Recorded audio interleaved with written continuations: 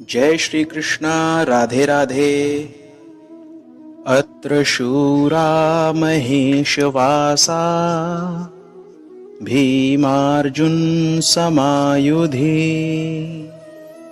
युयुधानो विराटश्च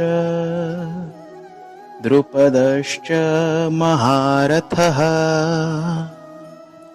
द्रोणाचार्य से पांडवों की सेना देखने के लिए प्रार्थना करके अब दुर्योधन उन्हें पांडव सेना के महारथियों को दिखाते हुए कहता है कि यहाँ यानी कि पांडवों की सेना में बड़े बड़े शूरवीर हैं, जिनके बहुत बड़े बड़े धनुष हैं, तथा जो युद्ध में भीम और अर्जुन के समान हैं।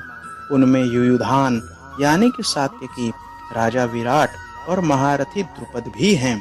इस श्लोक में अत्र शूरा महेशवासा भीमार्जुन समायुधि, इस पद को देने का तात्पर्य यह है कि जिनसे बाण चलाए जाते हैं या फेंके जाते हैं उनका नाम ईश्वास अर्थात धनुष है।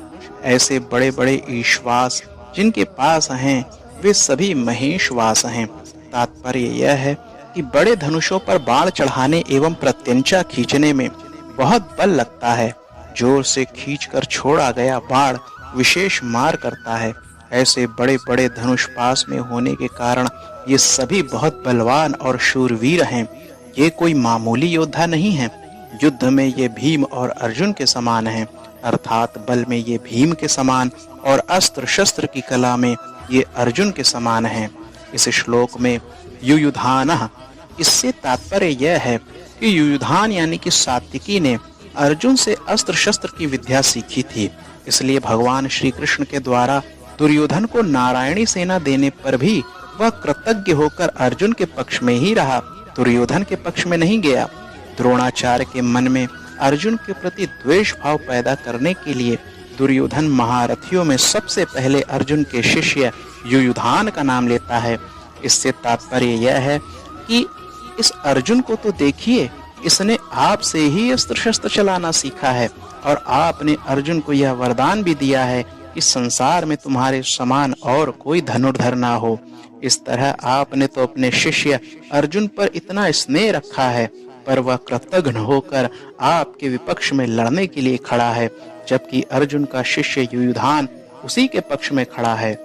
इस श्लोक में विराटश्च, इस शब्द से तात्पर्य यह है कि जिसके कारण हमारे पक्ष का वीर सुशर्मा अपमानित किया गया, आपको सम्मोहन अस्त्र से मोहित होना पड़ा और हम लोगों को भी जिसकी गाय छोड़कर युद्ध से भागना पड़ा, वह राजा विराट आपके प्रतिपक्ष में खड़ा है।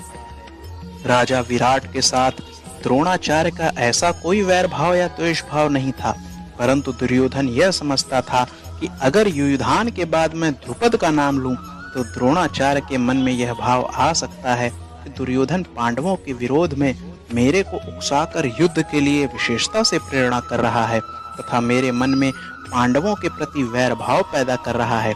इसलिए दुर्योधन द्रुपद के नाम से पहले विराट का नाम लेता है, जिससे कि दुर्योधन की चालाकी द्रोणाचार्य को समझ में ना आ पाए।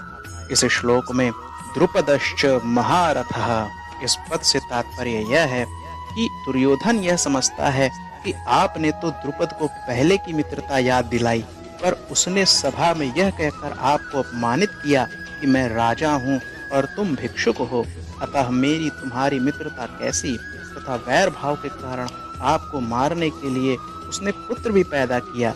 वही महारथी द्रुपद आपसे लड़ने के लिए विपक्ष में खड़ा है।